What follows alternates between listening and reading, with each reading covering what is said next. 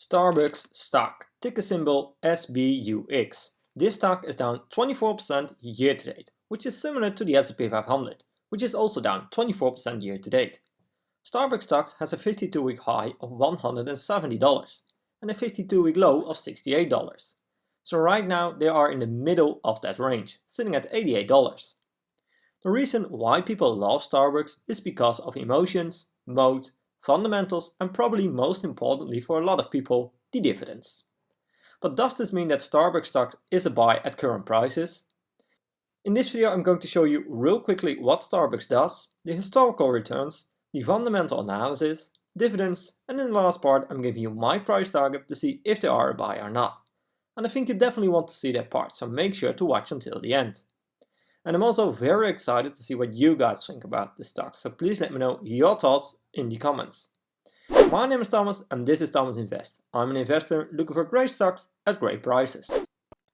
So what does SBUX do? SBUX is one of the most widely recognized restaurant brands in the world, operating nearly 35,000 stores across more than 80 countries. The coffee chain generates revenue from company-operated stores, royalties, sales of equipment, and products to licensed partners, ready-to-drink beverages, packaged coffee sales, and single-serve products. The first thing that I want to highlight is an article they published in September. SBUX enters a new era of growth by reinvention plan. They introduced a 3-year financial roadmap, where they expect to deliver a 7 to 9% comparable store sales growth, a 10 to 12% revenue growth, and a 15 to 20% non-GAAP EPS growth. Straight off the bat, this looks really awesome. From fiscal 2023 to fiscal 2025, SBUX expects comparable sales to be at 7 to 9%, as I just told a second ago, up from the previous range of 4 to 5%. In China, SBUX expects outsized comparable store sales to in the new range of 4 to 6% versus the 2 to 4% previously. The company's global store portfolio is expected to grow by roughly 7% annually, up from 6% target previously. And they expect to grow at 13% in China to approach 45,000 stores by the end of 2025, and is well on track to reach 55,000 stores by 2030. Another major improvement is the revenue growth and especially the EPS. So revenue growth is expected to be at 10 to 12%, which is a big improvement from the company's previous range of 8 to 10%. But I'm most satisfied with the expected EPS. The company expects solid margin expansion in fiscal 2023, and non-GAAP EPS growth is expected to be in the range of 15 to 20% annually, representing improvement from the previous range of 10 to 12%. SBUX plans to resume its share buyback program, yielding an annual EPS benefit of 1%. Between dividends and share buybacks, the company expects to return approximately $20 billion to its shareholders in the next 3 years. So this looks really good for SBUX, and I'm really excited about the upcoming quarters and years to see how things will go from here. And now that we know more about SBUX, let's check the historical returns to see what happened there. I decided to include the S&P 500 as a benchmark, since this is one of the easiest ways to invest. Just buy an S&P 500 ETF and wait. Since it's really hard to find competitors for SBUX that are mainly focusing on coffee, I decided to include Yum Brands and QSR. On the 5-year chart, SBUX has a 72% return including dividends and has beaten the S&P 500 by quite a margin. The S&P 500 returned 53%, while Yum Brands returned pretty much the same with 51%. QSR returned a minus 7%.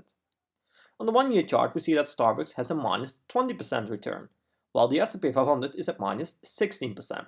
Yum Brands and QSR are both at minus 12%. On the 6-month chart, we see a 10% return for SBUX versus a minus 18% return for the S&P 500. Yum Brands and QSR both returned a minus 10 and 11%. On the 1-month chart, we see a minus 2% return for SBUX and a minus 12% return for the S&P 500. Yum Brands returned minus 10% and QSR returned minus 15%. So in the end, I think SBUX did pretty good. But does this mean that they are a buy right now? Let's check the fundamentals of the stock to see if SBUX stock is a buy. But first, if you made it this far into the video, I want to thank you a lot for watching this video. Make sure to subscribe and in return you receive similar analysis to this one every week. Let's continue by diving into the fundamentals. Starbucks is a 101 billion market cap company, which makes them the biggest coffee company in the world based on market cap. PE ratio is at 24 right now, which could indicate that they are overvalued. But keep in mind that there are many other fundamentals that will decide whether this 24 PE ratio is a premium stock price or a steal. So make sure to watch until the end to see my 3 price targets for Starbucks.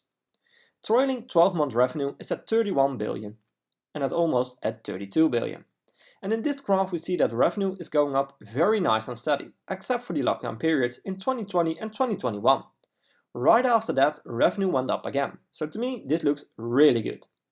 Net income is at 4.17 billion, which gives us a profit margin of 13%, which is higher than the 5-year average of 12.3%, so it's not by much, but it's always a good thing when margins are increasing.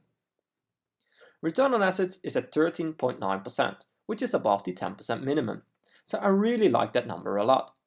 Return on equity is at minus 53%, which is something to keep your eye on. And the most important number here, return on invested capital, is at 14.7%, which is above my 10% minimum, which is the good part. But it's down from the 5-year average, so I don't really like that part, so definitely keep an eye on that number. Another thing to keep your eye on is the total amount of debt. Right now it sits at 23.9 billion, and I prefer companies who can pay down at least a third of the total debt. So that will be roughly 7 to 8 billion in cash needed. Right now, total cash is at 3.2 billion and operating cash flow is at 4.8 billion. Leverage free cash flow is at 2.47 billion. They can pay down only a small part of the total debt, so keep an eye on that number as well.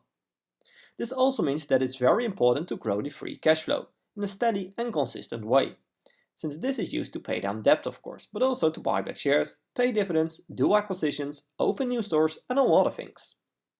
And in this graph we see that free cash flow is not really steady and consistent, so definitely keep an eye on that number as well. The good part is that at least over a longer period of time it's growing. A thing that I do like about this stock are the shares outstanding. Over a longer period of time you want this number to decrease. This will increases the EPS, lowers the PE ratio and in the end increases your ownership in the company. And of course makes it easier to maintain and increase the dividends. In the past 5 years, Starbucks bought back roughly 20% of the shares outstanding, which is really great. Next up are the dividends. Dividend yield is at 2.44%, which is pretty good. Starbucks pays a $2.12 annually or $0.53 each quarter. Most recently, they increased the dividends from 49 cents to 53 cents. Payout ratio is at 60%, which is a bit too high in my opinion. I want this number to be at 50% or lower. Right now they have roughly 40% left in cash to pay down debt, buy back shares and a lot of things. The 5-year growth rate is at 14% and they grew the dividends for 11 years in a row. To be honest, a great dividend growth stock in my opinion.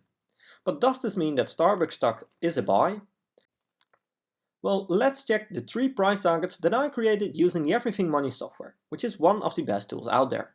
I'm using a low, mid and high assumption to get the 3 price targets, starting off with revenue growth.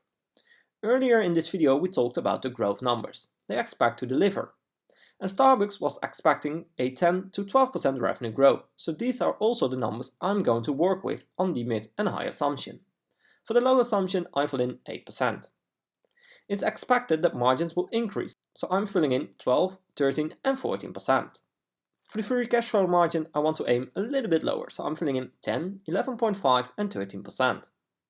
For both PE ratio and the price to free cash flow I'm filling in 20, since I don't want to overpay for growth, but I do want to pay for the expected growth numbers, which are still pretty good in my opinion for Starbucks. My desired annual return is 12.5%, since I can get an easy 10% average annual return with owning an ETF in the long run. Right now Starbucks is at $88. I hit analyze and we see a few green numbers. We have a low price target of $59 to $71, a mid price target of $79 to $89, which is pretty much the current stock price range, and we have a high price target of $104 to $112. So, if you believe the mid-range numbers, Starbucks is a hold, but if you believe the high assumption, then Starbucks stocks is a buy. To me, the mid to high range is the most justified here. My final conclusion on this stock is that I really like the business and the stock as well. It's one of my larger positions, and based on growth assumptions they presented last month, I feel very comfortable owning this stock. Dividends are also very nice. And there's, in my opinion, still some growth potential for the stock price. But remember to always do your own research and never fully trust on what I or other YouTubers say about the stock. I'm not a financial advisor and this content is just for entertaining purposes only. I hope you liked this video and I did bring some insights of the company to you. I would really appreciate a thumbs up and make sure to subscribe to get notified when I'm posting a new video. Thanks for watching and I will see you in my next video.